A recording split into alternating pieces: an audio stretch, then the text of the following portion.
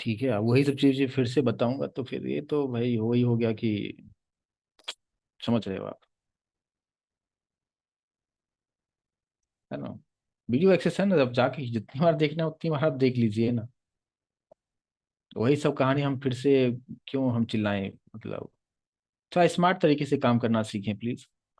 ऐसा नहीं कि भाई मैं उस तरह का ट्रेनर बिल्कुल नहीं हूँ जो होता है ना, बहुत सारे लोग बोलते हैं कि तुम मतलब 10 बार पूछो हम 10 बार बताएंगे। हम तो नहीं बताएंगे भाई, 10 बार पूछोगे हम 10 बार नहीं बताएंगे। 10 बार अगर पूछने के पूछ रहे हैं, या तो प्रॉब्लम मुझ में होगा या तो प्रॉब्लम आप में होगा। राइट ना, यही होता है ना। अगर कुछ प्रॉब्लम अगर है, 10 बार समझा रहा हूँ फिर भी आपको समझ में नहीं आ रहा है, तो दो ही चीज हो सकता है, या तो मैं अच्छी तरीके से समझा नहीं पा रहा हूँ या आप अच्छी तरीके से समझ नहीं पा रहे हैं। तो या तो आप में प्रॉब्लम होगा या तो हमें प्रॉब्लम होगा। तो चलिए ठीक है, फिर हम लोग आगे का पार्ट हम डिस्कस करते हैं। सबसे पहले मैं माइक चेंज करूं ताकि आपको जो ऑडियो का क्वालिटी मिलेगा वो बेहतर होगा जब आप ऐप पे देखेंगे हमारे वीडियो को। तो सबसे पहले तो मैं सेशन को रिकॉर्ड करूंगा। This meeting is being recorded. बस 2 सेकंड का टाइम दीजिए, मैं थोड़ा सा ये चेंज कर लूँ।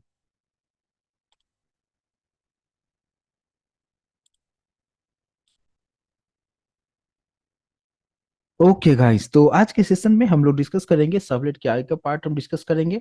और यहाँ पे सबसे पहले हम एक प्रोजेक्ट हम क्रिएट कर लेते हैं, और प्रोजेक्ट किस तरीके से क्रिएट करना है आप अच्छी तरीके से आप जान चुके हैं, बट फिर भी यहाँ पे हमें प्रोजेक्ट कैसे क्रिएट करना है, न्यू बटन पे क्लिक करते हुए यहाँ पे डायनामिक वेब प्रोजेक्ट हमें क्रिएट करना है।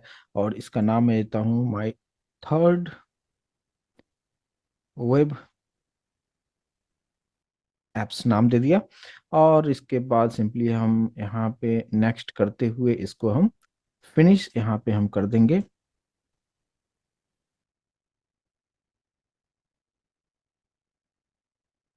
जनरेट वेब डॉट एक्सएमएल पे हमें टिक करते हुए फिनिश करना है।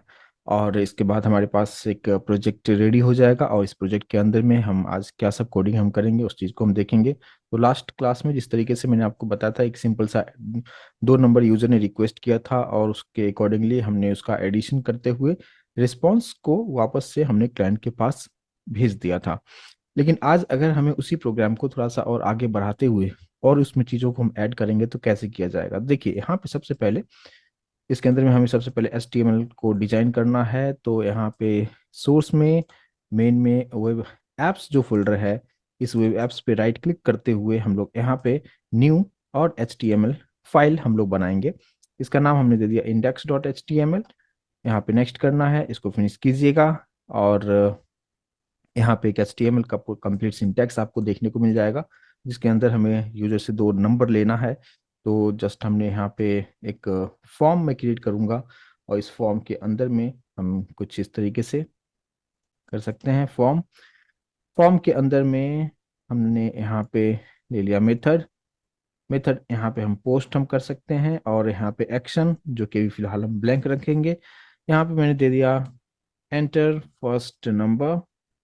यहाँ पे input type equals to text, और यहाँ पे इस टेक्स्ट बॉक्स का नाम हमने दे दिया N1। लाइन को ब्रेक करते हुए यहाँ पे हमने दूसरा हम ले लेंगे एंटर सेकेंड नंबर, और input type equals to text. और इस पर्टिकुलर टेक्स्ट बॉक्स का नाम हमने दे दिया N2, और यहाँ पे लाइन को हमने ब्रेक कर देना है कुछ इस तरीके से। फिर हमने एक बटन ले लेंगे input type equals to submit, और इस पर्टिकुलर बटन का हम कुछ नाम हम दे देते हैं। इस बटन का नाम सपोज एक दे दिया कैलकुलेशंस करने के लिए, मान लो स्केल नाम दे दिया, आप नाम कुछ भी दे सकते हैं। और वैल्यू में हमने दे दिया एडिशन, कुछ इस तरीके से। और ये हमने लास्ट क्लास में हमने डिस्कस किया था, लेकिन फिर से मुझे ये बताने का मेरा मकसद ये है कि इसमें हम कुछ और चीज़ों को हम लोग यहाँ पे ऐड हम करेंगे। तो अगर मान लीजिए कि सिर्फ हमारे पास एडिशन के लिए ही ऑप्शन अगर हम नहीं चाहते हैं, हम चाहते हैं यहाँ पे उसका सब्ट्रैक्शन भी यूजर अगर करना चाहे, मल्टीप्लिकेशन भी करना चाहे, वो सब कुछ किस तरीके से किया जा सकता है। तो ये हो गया एडिशन के लिए, ये हो गया सब्ट्रैक्शन के लिए, मल्टीप्लिकेशन के लिए हमने थर्ड बटन यहाँ पे बना दिया है, और इसके बाद फिर हमने यहाँ पे बना दिया डिवीजन के लिए। यानी अब मैंने चार ऑपरेशंस हमें परफॉर्म यहाँ पे करवाना हो। एडिशन ऑलरेडी हम देख चुके थे, हम सब्ट्रैक्शन से वहां पे कर सकते हैं, उस पे हम लोग आज के सेशन में काफी डिटेल में डिस्कस करेंगे। तो सबसे पहले मैं इसको सेव कर लेता हूँ, और सेव करने के बाद फिर हमें करना क्या होगा, हमें जावा का भी कोडिंग हमें लिखना होगा। तो जावा के लिए यानी मुझे एक सर्वलेट क्रिएट करना पड़ेगा। तो सर्वलेट क्रिएट करने के लिए हम लोग यहाँ पे आ जाएंगे, कहाँ पे, जावा रिसोर्सेस में, जहाँ पे आपको SRC मेन जावा दिखेगा। और यहाँ पे राइट क्लिक करते हुए हम लोग एक सिंपल सा एक क्लास लेंगे। बट अब क्लास का नाम आप जो भी देना चाहें आप दे सकते हैं। मैंने यहाँ पे दे दिया एक कुछ इस तरीके से सिंपल कैल, मतलब कैलकुलेशंस के लिए, यानी सिंपल कैलसी नाम देता हूँ, ठीक है। नाम आप कुछ भी दे सकते हैं, बट पैकेज का नाम जरूर आप दे दें। तो मैंने कुछ इस तरीके से CAC नाम दे दिया, और कोई चेंजेस नहीं करना है, जस्ट यहाँ पे पैकेज का नाम हमने दे दिया, और यहाँ पे क्लास का नाम दे दिया, और जस्ट हम फिनिश बटन पे क्लिक कर देंगे। यहाँ पे एक सिंपल सा एक क्लास यहाँ पे आपके लिए रेडी कर देगा। लेकिन यहाँ पे मैंने आपको बताया था कि आप एक्सटेंड्स कर ले। एक्सटेंड्स यहाँ पे हमें क्या करना है, HTTP सर्वलेट करना है। और ये एरर जब दिखाता है तो इसको हमें इंपोर्ट करना होगा, इसके पैकेज को इंपोर्ट करना होगा। उसके लिए आपको Ctrl+Shift+O आप करेंगे, ऑटोमेटिक ये फाइल जो है ऊपर उसका जो पैकेज है वो इंपोर्ट हो चुका है। और अब बात करते हैं कि इसके अंदर में जो हमें कोडिंग करना है। कोडिंग करने के लिए हम लोग यूज करते हैं क्या, सर्विस मेथड, जो कि इनबिल्ट मेथड है, और ये सर्वलेट लाइफ साइकिल का एक बहुत इंपॉर्टेंट मेथड होता है। और इसी के अंदर में सारा चीज आप क्या परफॉर्म करना चाहते हैं सब कुछ इसी के अंदर करेंगे। लेकिन इसके लिए भी हमारे पास दो इसमें ऑब्जेक्ट की जरूरत होती है, जो कि एक रिक्वेस्ट के लिए होता है और एक रिस्पॉन्स के लिए होता है। तो हम लोग यहाँ पे यूज करते हैं क्या, HTTP सर्वलेट रिक्वेस्ट, इसका एक ऑब्जेक्ट ले लिया, नाम कुछ भी दे सकते हैं। सेम उसी तरीके से HTTP सर्वलेट रिस्पॉन्स, इसका ऑब्जेक्ट का नाम हम RES दे देते हैं। और फिलहाल इतना करके मैं यहाँ पे नीचे आ जाता हूँ। अब यहाँ पे जो भी एरर दिखाता है इसको हम सही कैसे करेंगे, Ctrl+Shift+O करेंगे। जो भी रिक्वायर्ड पैकेज होगा ऊपर इंपोर्ट हो चुका है, और ये एरर हमारे यहाँ से निकल चुका है। अब मेरा टारगेट ये है, इस टेक्स्ट बॉक्स के अंदर में, यानी एक टेक्स्ट बॉक्स का नाम है N1, दूसरे टेक्स्ट बॉक्स का नाम है N2, और इसके अंदर में जो भी यूजर रिक्वेस्ट करेगा उसे गेट करना है, और उसे हमें, अगर मुझे यहाँ पे इंटीजर में लेना है तो उसके अकॉर्डिंगली हम इसको कन्वर्ट कर सकते हैं। तो उसके लिए हम लोग यहाँ पे एक एक्स ले लिया, इंटीजर में ले लिया, और यहाँ पे हम लोग कुछ इस तरीके से कर सकते हैं क्या, इसको पहले मुझे कन्वर्ट करना होगा, तो integer dot parse int method. और इसके अंदर में हमें क्या करना होगा, यूजर का जो भी रिक्वेस्ट करेगा तो उसका ऑब्जेक्ट लेना है, डॉट गेट पैरामीटर, और डबल कोड के अंदर उस टेक्स्ट बॉक्स का नाम हमें यहाँ पे देना है, जिसके बारे में लास्ट क्लास में काफी डिटेल में हम लोग डिस्कस कर चुके थे। मैं यहाँ पे थोड़ा सा बता दूं कि यूजर जो भी रिक्वेस्ट करेगा गेट पैरामीटर मेथड के हेल्प से कहाँ पे रिक्वेस्ट किया जाएगा, उस पर्टिकुलर टेक्स्ट बॉक्स का जो भी नाम है, यानी N1 टेक्स्ट बॉक्स के अंदर में यूजर जो भी रिक्वेस्ट करेगा उसे गेट करना है। लेकिन ये जो गेट करके जो डेटा आपको जो देगा वो किस फॉर्मेट में होगा, वो स्ट्रिंग में होगा। लेकिन मुझे कुछ कैलकुलेशंस करना है और मुझे उसे कन्वर्ट करना है इंटीजर में, तो उसके लिए हमें इंटीजर डॉट पार्सिंट मेथड के थ्रू आप उसको कन्वर्ट कर सकते हैं। और उसके बाद फिर हमने उसको एक्स में स्टोर कर दिया।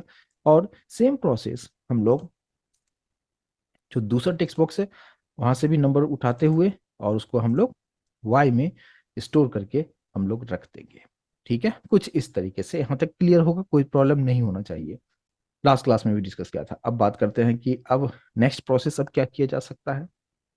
अब यहाँ पे एक न्यू चीज क्या होगा, देखिए, अगर सबमिट बटन जो है, जैसे लास्ट क्लास में हमने देखा था कि यहाँ पे जस्ट एडिशन वाला पे क्लिक किया था, और एक्शन में आप URL पैटर्न बनाते हैं और उसके थ्रू कनेक्ट होता था, और आप सिंपल एडिशन आप परफॉर्म करते थे। लेकिन यहाँ पे हमारे पास चार अलग अलग ऑप्शंस हैं कि अगर आप एडिशन करते हैं तो एडिशन होना चाहिए, सब्ट्रैक्शन वाले बटन पे क्लिक करते हैं तो सब्ट्रैक्शन होना चाहिए। तो यहाँ पे आपको, इसलिए मैंने यहाँ पे इस बटन का नाम दिया हुआ है। और अगर आप ध्यान से देखेंगे तो मैंने सभी बटन का जो नाम हमने यूज किया है वो बिल्कुल सेम नाम रखा हुआ है, लेकिन उसका वैल्यू अलग अलग है। क्योंकि आप जो बटन है, आप मान लो कि आपने एडिशन पे क्लिक किया तो बटन तो हमारे पास वही है, लेकिन वहां पे हमें N1 और N2 के अंदर जो भी नंबर दिया गया है उसी दोनों का एडिशन वो कर देगा। सेम उसी तरीके से उसमें सब्ट्रैक्शन वाले पे क्लिक किया तो यही नंबर जो होगा उसी का सब्ट्रैक्शन हो जाएगा। तो हमें यहाँ पे कोडिंग किस तरीके से करना होगा इसको समझिए। तो यहाँ पे हमने क्या किया कि जो चार बटन हमारे पास में है उस बटन का डेटा हमें लेना है कि यूजर ने कौन से बटन को क्लिक किया है, पहले हमें ये समझना होगा। जैसे अभी यहाँ आपको ये चीज समझ में आ रहा होगा कि यूजर ने N1 के अंदर में जो कुछ भी रिक्वेस्ट किया उसको हमने X में स्टोर कर लिया, यूजर ने जो कुछ भी इनपुट N2 में दिया है उसको हमने Y में स्टोर कर लिया, यानी N1 की वैल्यू और N2 की वैल्यू आपने यहाँ पे X और Y में स्टोर कर लिया है। सेम उसी तरीके से हमें क्या करना होगा कि ये जो चार बटन है, चारों बटन में से यूजर ने किसको प्रेस किया तो उसका कौन सी वैल्यू हमें मिलेगा, उसके लिए हम लोग सेम प्रोसेस हम करेंगे। इसके लिए मान लीजिए कि मैंने यहाँ पे एक वेरिएबल ले लिया और ये मैं स्ट्रिंग में ले रहा हूँ। स्ट्रिंग बटन के लिए मान लो कि बी हमने रखा रखा वेरिएबल का नाम मीनिंगफुल रहेगा, मतलब चार बटन है तो आइडेंटिफाई करने के लिए समझ में आएगा कि हाँ कौन से बटन को प्रेस किया गया है।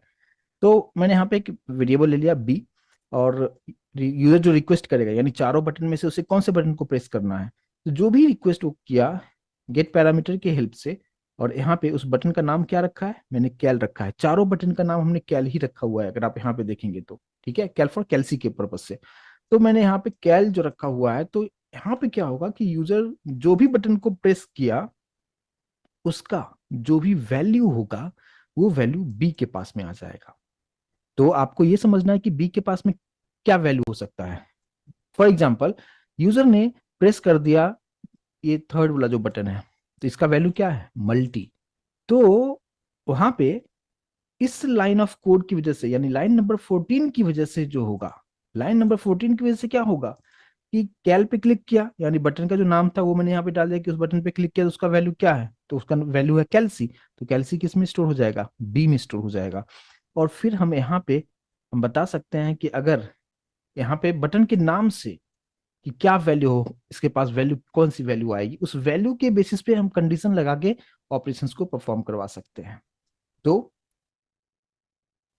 इसके बाद यहाँ पे हम लोग एक ले लेते हैं क्या प्रिंट राइटर, जिसके हेल्प से हम रिक्वेस्ट रिस्पॉन्स को हम डिस्प्ले कराएंगे। तो प्रिंट राइटर ऑब्जेक्ट बनाया और इसका काम क्या है, रिस्पॉन्स को डिस्प्ले करना, तो गेट राइटर की हेल्प से ये डिस्प्ले करेगा। और यहाँ पे प्रिंट राइटर को हमें क्या करना है, इंपोर्ट करना है, तो कंट्रोल शिफ्ट ओ से हम इंपोर्ट कर लेंगे। और ये आपको बताएगा कि एक्सेप्शन को थ्रो कर लें ताकि प्रॉब्लम नहीं आएगा। तो यहाँ पे ऐड थ्रोज जो है उस पर आप क्लिक कर लें, और यहाँ पे आईओ एक्सेप्शन को उसने हैंडल कर लिया और ये एरर निकल चुका है। ठीक है, इसके बाद अब आते हैं हम लोग सबसे फर्स्ट कंडीशन पे। कंडीशन हम क्या देंगे, मैंने ये लिखा इफ,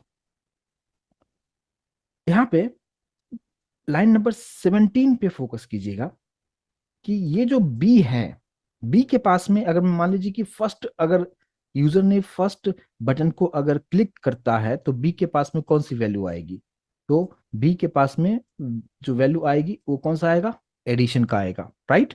तो मैं वही कर रहा हूं कि ये जो एडिशन यहाँ पे लिखा हुआ है इसको मैंने कॉपी कर लिया है, और यहाँ पे इफ के अंदर आके स्ट्रिंग फॉर्मेट में है तो मैं यहाँ पे वही एग्जैक्टली वो जो लिखा हुआ था उसी को कॉपी करते हुए और मैंने यहाँ पे लिखा कि डॉट इक्वल्स कुछ इस तरीके से। और अगर आप चाहते हो क्या कि इसमें हमें जो केस है यानी अपर केस हो या लोअर केस हो उसको इग्नोर करते हुए हमें कंपैरिजन करवाना हो तो आप सेकंड वाला ऑप्शन आप ले लीजिएगा।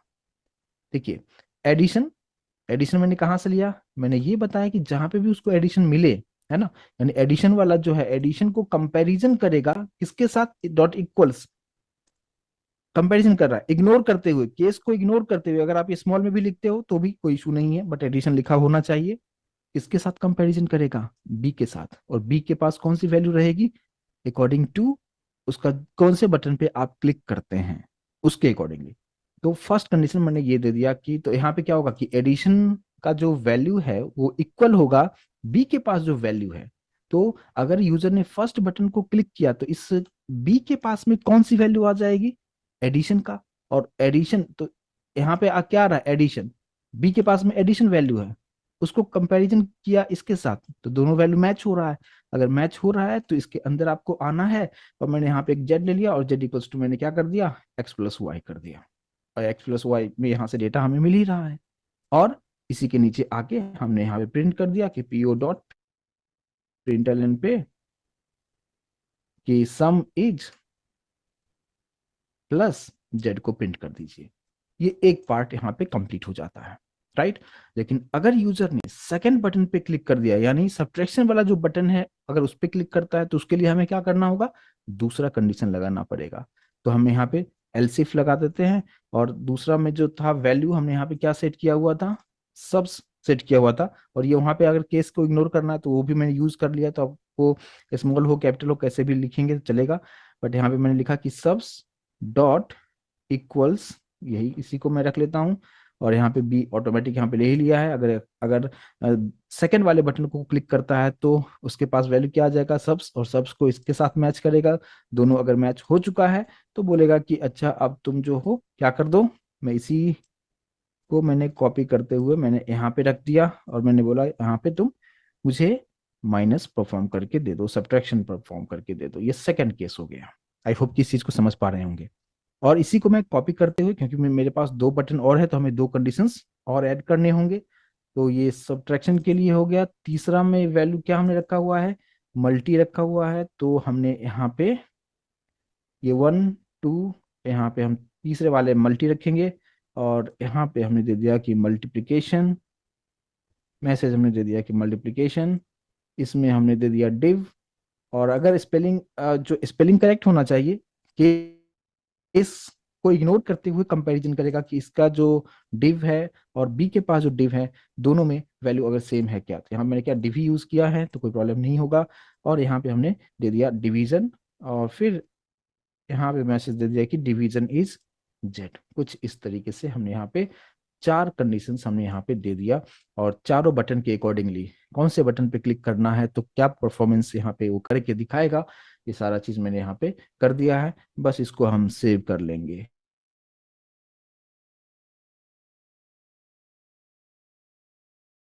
हमें करना है क्या कि आपको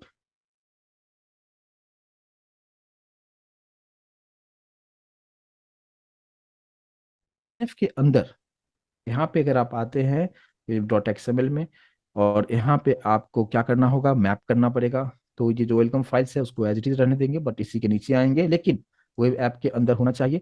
और यहाँ पे दो टैग के बारे में मैंने आपको बताया था, सबसे पहले सर्वलेट, और सर्वलेट के अंदर में आपको लिखना है क्या, सर्वलेट का नाम क्या होगा। तो सर्वलेट का नाम आपको क्या देना है, जो हमने क्लास का नाम रखा है जिसका नाम दिया है सिंपल कैल्सी, इसमें स्पेल मिस्टेक नहीं होना चाहिए, सिंपल कैल्सी ये नाम हो गया। और उसके बाद फिर आपको बताना है क्या कि सर्वलेट का क्लास का नाम क्या होगा। तो यहाँ पे फुल्ली क्वालिफाइड क्लास का नाम देना होगा, मतलब कि आपको पैकेज के नाम के साथ आपको देना होगा, जो कि है c.a.c. सिंपल कैल्सी। ये हो गया, एक पार्ट हो गया। फिर दूसरा आपको देना है कि मैपिंग, जहाँ पे हम लिखेंगे क्या, सर्वलेट मैपिंग। और इस सर्वलेट मैपिंग के अंदर में भी आपको सर्वलेट का नाम तो देना ही होगा। और फिर यहाँ पे सर्वलेट का नाम देते हुए फिर आप यहाँ पे यूआरएल सेट कर दें। सिर्फ यूआरएल नहीं लिखना होगा, आपको लिखना होगा यूआरएल पैटर्न। यहाँ पे हम जो लिखेंगे यूआरएल पैटर्न, और इस यूआरएल पैटर्न में स्लैश देते हुए आप क्या करना चाहते हैं, परफॉर्म क्या करना चाहते हैं, उसके अकॉर्डिंगली आप यहाँ पे दे सकते हैं। तो यहाँ पे मैंने लिख दिया कैलकुलेशन, और ये नाम आप पे डिपेंड करता है। लेकिन यहाँ पे आप जो कुछ भी आप लिखते हैं उसको आप कॉपी करके कहाँ पे रखेंगे, इसको हमें लिंक भी करना होगा। तो इसको लिंक हम करने के लिए क्या करेंगे, यहाँ पे हमारे पास जो HTML में जो हमने फाइल बनाया हुआ है, यहाँ पे उसमें जाके हम उसके एक्शन में हम उसको कॉपी पेस्ट कर देंगे। और उसके बाद फिर आप इस प्रोग्राम को रन करने के लिए आप रेडी रहेंगे। तो इस बात पे ध्यान देना है कि जब भी आप वेब डॉट एक्सएमएल फाइल में आप आते हैं तो यहाँ पे जो हमारे पास दो टैग आपको यूज करना है, सर्वलेट, और एक दूसरा आ जाता है कि हमारे पास सर्वलेट मैपिंग। सर्वलेट मैपिंग के अंदर में servlet name and URL pattern. URL pattern का मतलब ऑलरेडी मैं एक्सप्लेन कर चुका हूँ। और यहाँ पे जो मैंने कॉपी किया हुआ था उसी को हम लोग यहाँ पे पेस्ट कर देंगे, ताकि अभी सभी फाइल आपस में कनेक्ट हो। तो यूजर को सबसे पहले ये दिखेगा, और उसने जैसे सबमिट बटन पे क्लिक करेगा, एक्शन का मतलब कैलकुलेशंस यहाँ पे मैंने पहले से दे के रखा है, लेकिन ये इंफॉर्मेशन मैंने एक्सएमएल फाइल को दिया हुआ है। यानी यहाँ पे जैसे हिट होगा, कैलकुलेशन करके जैसे हिट होता है ब्राउजर पे, फिर वो देखेगा कि कौन से आप सर्वलेट की बात करते हो और वो कहाँ पे है, और जैसे उसको ये लोकेशन मिलेगा और बस उसके अंदर जाते हुए, और उसका जो सर्विस मेथड है उसको कॉल नहीं करना पड़ता है, वो ऑटोमेटिक कॉल हो ही जाता है, और उसके अंदर में जो भी आपने कोड लिखा है ये सब कुछ वहाँ पे एग्जीक्यूट हो जाएगा।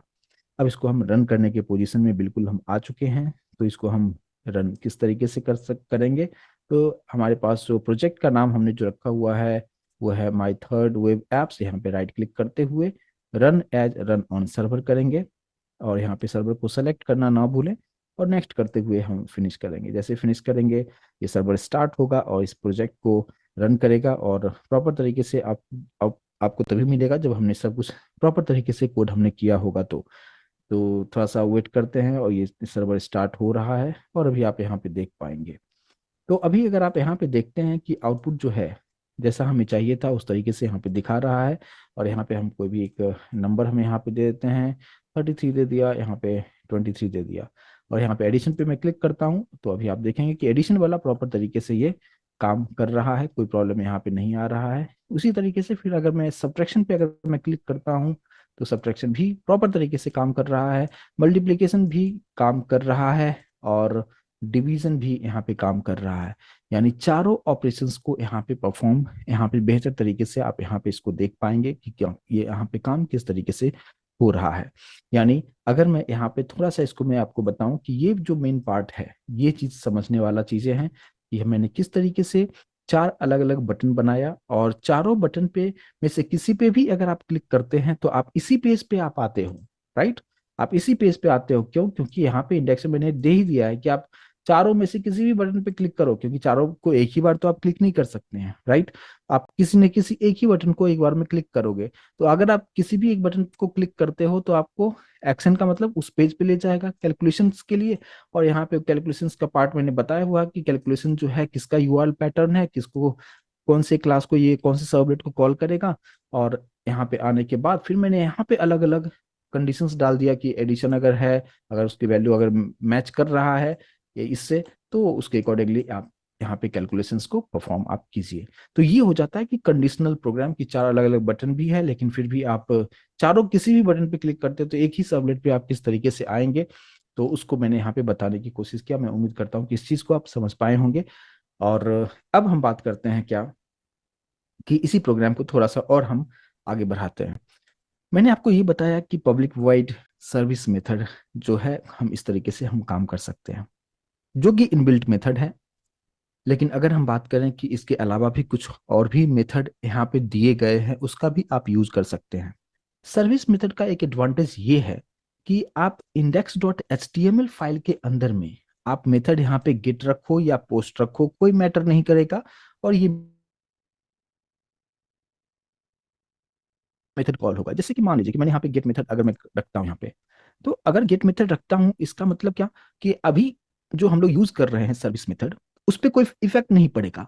यहाँ से आप मेथड गेट पास करो या पोस्ट आप पास करते हो, दोनों ही मेथड जो होगा वो यहाँ पे आने के बाद इस सर्विस मेथड के अंदर ही आ जाएगा, और आउटपुट आपको प्रॉपर तरीके से आपको मिलेगा। डिफरेंस सिर्फ इतना देखने को मिलेगा कि ब्राउजर पे अगर पोस्ट लिखते हैं तो ब्राउजर पे जो इंफॉर्मेशन यूजर ने जो रिक्वेस्ट किया है वो नहीं दिखेगा, और अगर गेट अगर आप यूज करते हैं तो वहां पे ब्राउजर पे वो दिखेगा। जैसे कि मैंने अभी गेट कर दिया है, इधर हमने कोई चेंजेस नहीं किया है।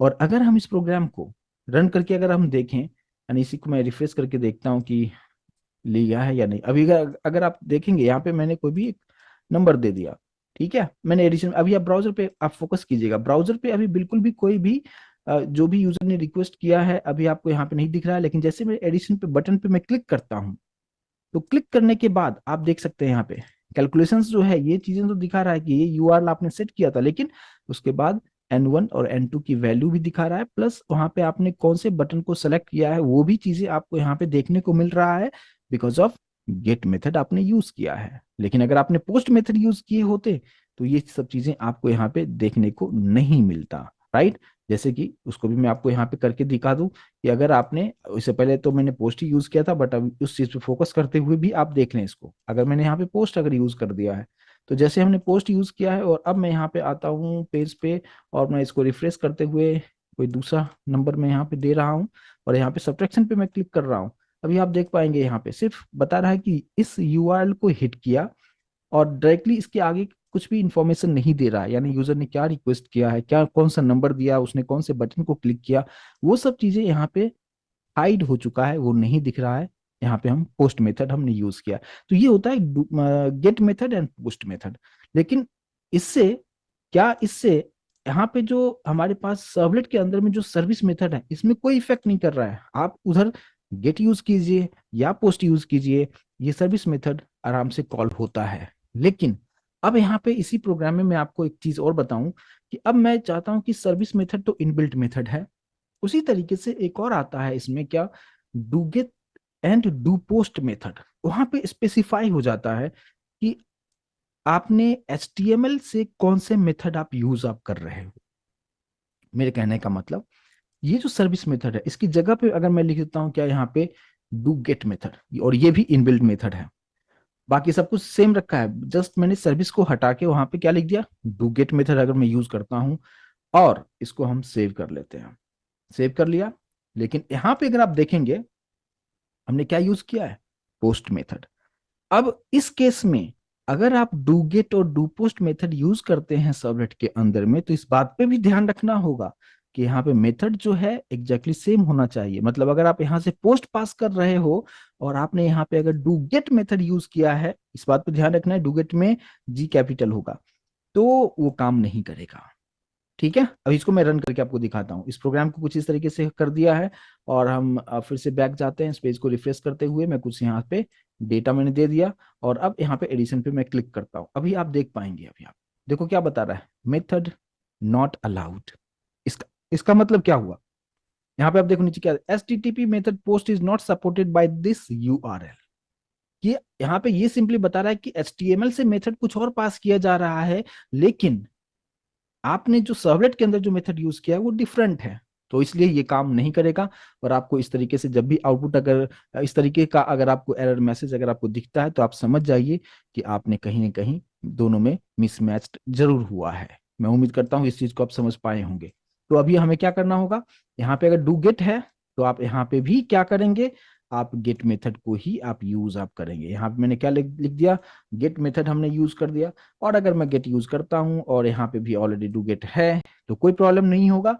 और अब मैं यहाँ पे इस प्रोग्राम को मैं फिर से रिफ्रेश करूंगा, और यहाँ पे कोई भी हमने नंबर दे दिया और यहाँ पे क्लिक किया, आप देख सकते हैं सब्ट्रैक्शन इज 9 आपको दिखा रहा है। और अगर आपने गेट मेथड यूज करते हैं तो ब्राउजर पे यहाँ पे डेटा आपको देखने को मिलेगा।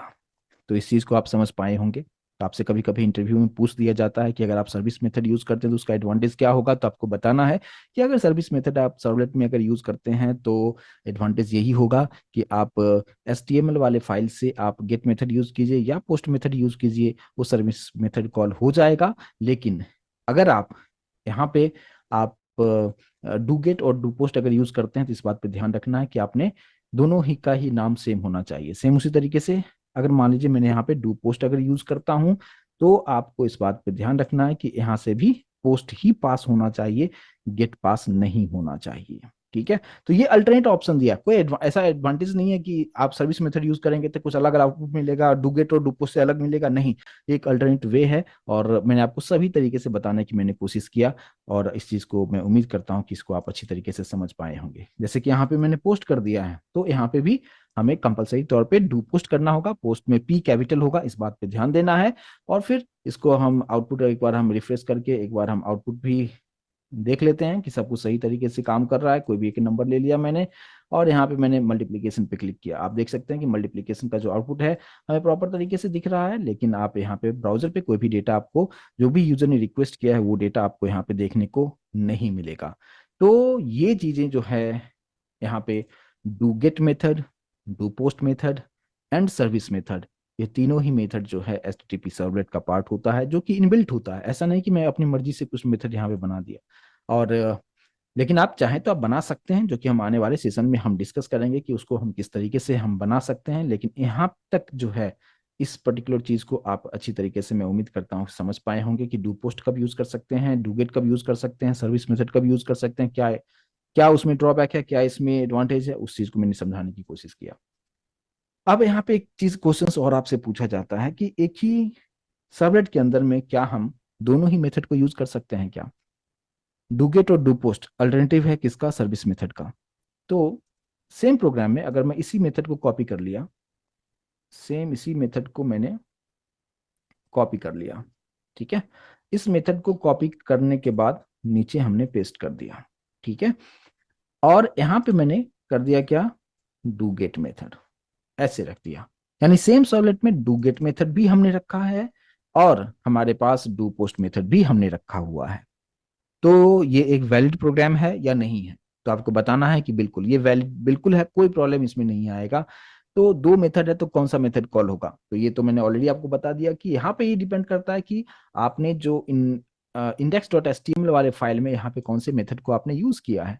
अगर यहाँ पे आपने पोस्ट मेथड यूज किया है तो यहाँ पे जैसे वो आएगा वो डू पोस्ट को ही जाके कॉल करेगा, डू गेट को जाके कॉल नहीं करेगा। बस इस तरीके से आपको बताना है कि डू पोस्ट और डू गेट मेथड दोनों ही मेथड अगर आप एक ही सर्वलेट के अंदर में आप रखते हैं तो कौन सा मेथड कॉल होगा, एरर दिखाएगा या नहीं दिखाएगा? तो आपको बताना है नहीं, यहाँ पे ये एरर बिल्कुल नहीं दिखाएगा। और कॉल कौन सा होगा? तो आपने index dot H T M L में जिस फाइल यहाँ पे आपने मेथड यूज किया है बस उसी मेथड को जाके कॉल कर देगा। तो इसको भी हम एक बार हम देख लें कि ये प्रॉपर तरीके से काम कर रहा है क्या। तो यहाँ पे जो है हमने इसको भी मैं फिर से एक बार रन करके दिखा देता हूँ आपको, रन ऑन सर्वर करते हुए, सर्वर को सेलेक्ट करते हुए यहाँ पे हम फिनिश करते हैं, सर्वर को रीस्टार्ट कर देते हैं और एक फ्रेश आउटपुट अभी आपको देखने को मिलेगा। और आउटपुट में कोई डिफरेंस नहीं आएगा, यहाँ पे ना ही कोई एरर दिखाना चाहिए, प्रॉपर तरीके से ये काम करना चाहिए। अभी आप यहाँ पे देख पाएंगे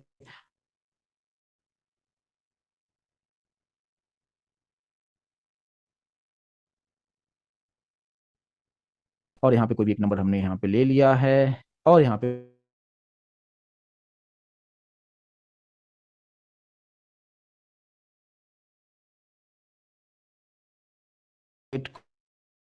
कॉल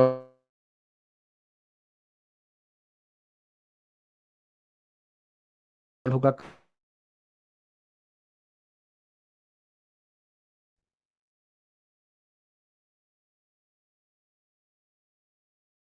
डू पोस्ट।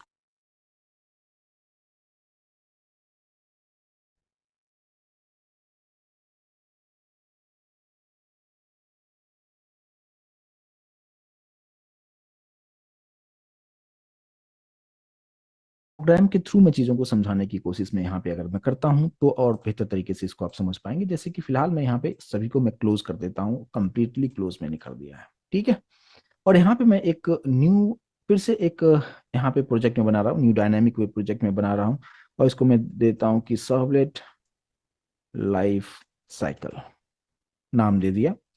और इसको हम लोग नेक्स्ट करेंगे और नेक्स्ट करेंगे, एक्सएमएल फाइल को जनरेट कर लीजिए और यहाँ पे फिनिश कर दीजिए।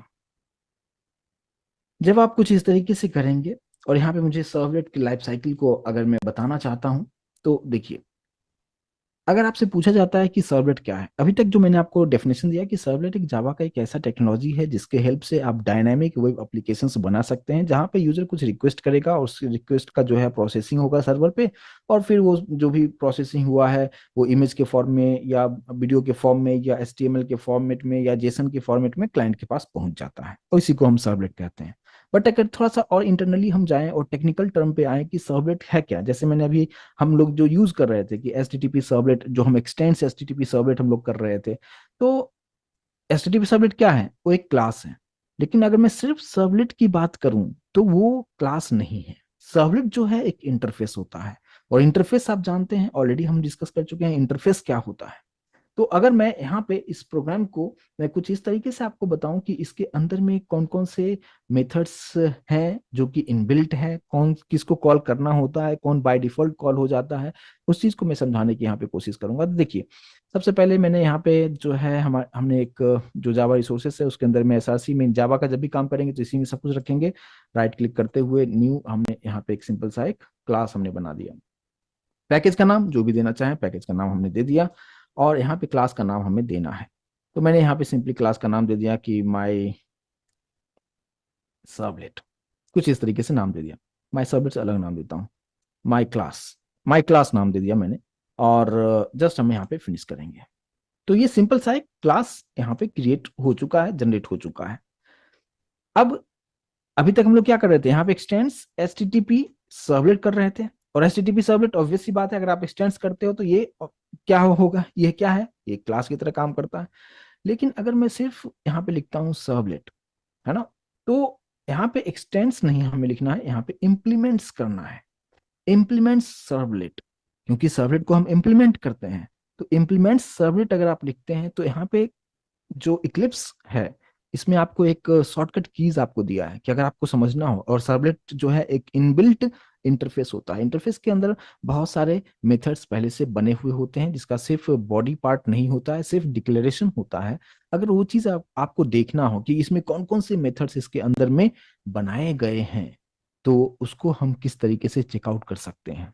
तो देखिए, सबसे पहले हमें इम्प्लीमेंट्स यहाँ पे जो किया हुआ है, इसको सबसे पहले तो आप इंपोर्ट कर लें। तो मैं कंट्रोल शिफ्ट ओ करूंगा तो इसका पैकेज हमें इंपोर्ट करके दे दिया कि यहाँ पे ये इंपोर्ट हो चुका है। लेकिन अब आपको यहाँ पे एरर दिखाने लगा है माई क्लास के पास में। यहाँ पे बहुत बारीकी से ध्यान दीजिएगा प्लीज।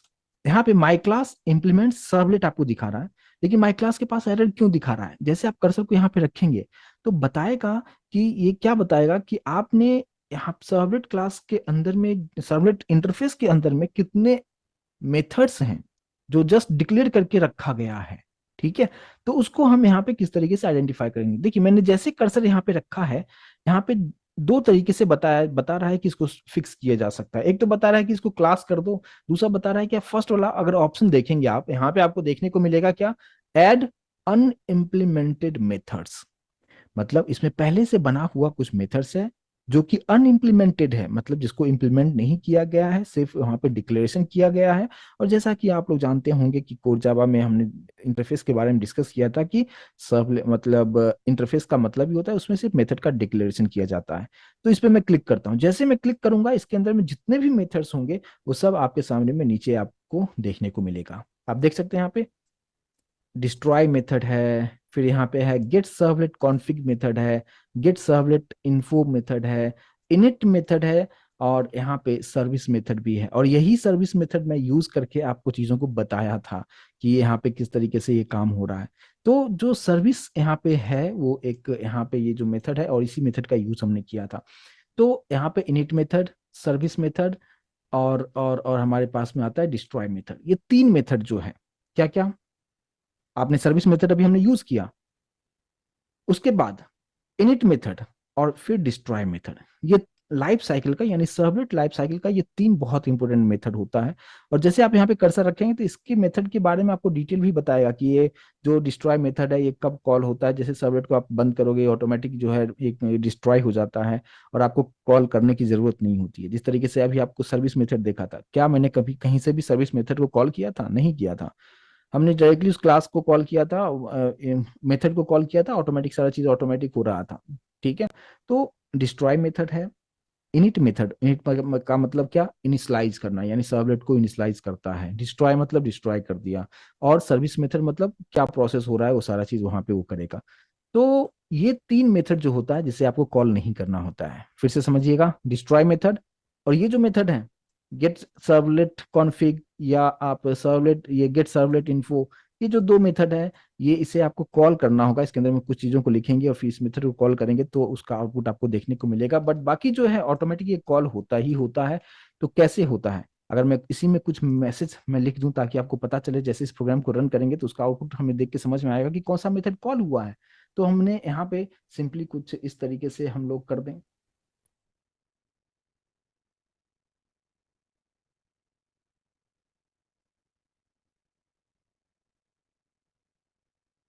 आई थिंक मुझे कुछ लग रहा है इशू आ रहा है। मेरी स्क्रीन देख दिख रहे हैं क्या आप लोग? स्क्रीन आप लोगों को दिख रहा है क्या?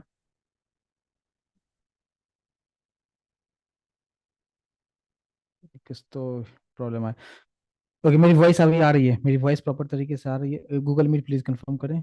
आई थिंक जूम पे प्रॉपर तरीके से जा रहा है। जूम पे जो लोग देख रहे हैं प्लीज मेरा स्क्रीन आप लोग देख पा रहे हैं क्या? स्क्रीन नहीं आ रहा है, ओके ठीक है चलिए। तो अभी जो मैंने चीजें बताया जस्ट मैं ओरली आपको समझा देता हूँ, चीजें बहुत सिंपल सी चीजें हैं। कि अभी जितने भी मेथड्स यहाँ पे मैंने बताया कि इसका जो लाइफ साइकिल है, लाइफ साइकिल में सिंपल आपको ये समझना है कि जैसे मैंने अभी आपको सर्विस मेथड आपको बताया, सर्विस मेथड को मैंने कभी कॉल किया नहीं, ऑटोमेटिक कॉल हो रहा है। इनिट मेथड भी जैसे सर्वलेट इनिशियलाइज होता होगा, इनिट मेथड कॉल होगा। डिस्ट्रॉय का मतलब क्या, जैसे वेब ब्राउजर का जिस पे हमारा आउटपुट आ रहा था, जैसे उसको क्लोज करेंगे, डिस्ट्रॉय मेथड ऑटोमेटिक जो है वो वहां से मतलब डिस्ट्रॉय मेथड ऑटोमेटिक कॉल हो जाता है।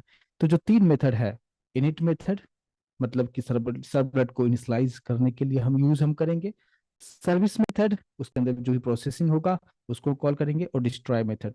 तो मैं आप लोगों से अगर मैं पूछना चाहूँ कि अभी ये दो सेशन अभी आपने देख यहाँ पे इस चीज को अटेंड किया है, तो आप बता सकते हैं कि इनिट मेथड कितनी बार कॉल हो सकता है? सभी लोग प्लीज रिस्पॉन्ड कीजिएगा।